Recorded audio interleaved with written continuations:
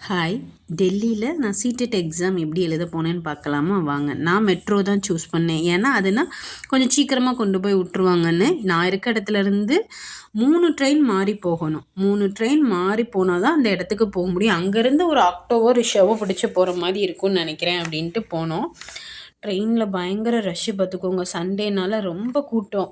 சரி எப்படியாவது எக்ஸாம் எழுதி போகணும் அப்படின்னு சொல்லிட்டு போயாச்சு. அவுட் ஆகிட்டு வெளியே போய் ஒரு ரிக்ஷாக்கார அண்ணன் இருந்தாங்களா, அவங்ககிட்ட கேட்டால் அவங்க சொன்னாங்க தூரமானு. நானும் ஏறி போனேன். தெருமுக்கில் கொண்டு போய் விட்டுட்டாங்க. அதுக்கு 100 வாங்கிட்டாங்க. ஏமாந்துட்டேன். வேறு ஹால் நம்பர் பார்த்துட்டு அங்கே ஒரு தமிழ்காரங்களை பார்த்தேன். ரொம்ப சந்தோஷமாக இருந்துச்சு. நமக்கு ஆள் இருக்குது ஓகே அப்படின்னு சொல்லிட்டு ஹாப்பியாக எக்ஸாம் எழுத உள்ளுக்க போனோம். உள்ளுக்க போயிட்டு அங்கே பார்த்தா அந்த அக்காவும் நானும் மட்டும்தான் தமிழ் எழுதுகிறோம். தமிழ் லாங்குவேஜ் சூஸ் பண்ணி எழுதுகிறோம். 2 பேர் தான் அந்த ஹாலில்.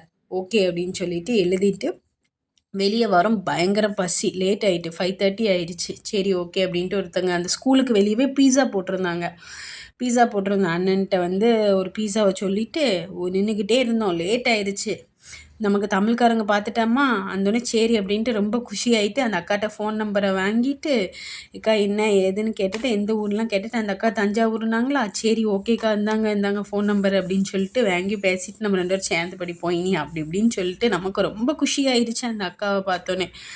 சரிக்கா அப்படின்னு சொல்லிட்டு நாங்களும் பீஸா வந்து நாங்கள் கொடுத்துருந்தோம். அவ்வளோ லேட் பண்ணிட்டாங்க. கூட்டம்னா கூட்டம், பயங்கர கூட்டம் பார்த்துக்கோங்க. என்ன பண்ணேன்னு தெரில. சரி எப்படியாவது கொடுங்கப்பா அப்படின்னு சொல்லிட்டு வாங்கிட்டு சாப்பிட்டுட்டு ஒரு காஃபியை குடிச்சிட்டு அந்த அக்காவுக்கு இங்கே இந்த ஸ்கூல்லேருந்து ஒரு 10 நிமிஷம் தான் அவங்க வீட்டுக்கு போயிடலாம். ஆனால் எனக்கு அப்படி இல்லை, 2 ஹவர்ஸ் ட்ராவலு. சரி அப்படின்னு சொல்லிட்டு அந்த அக்காவுக்கு ஒரு பாய் சொல்லிவிட்டு அப்படியே கிளம்பியாச்சு.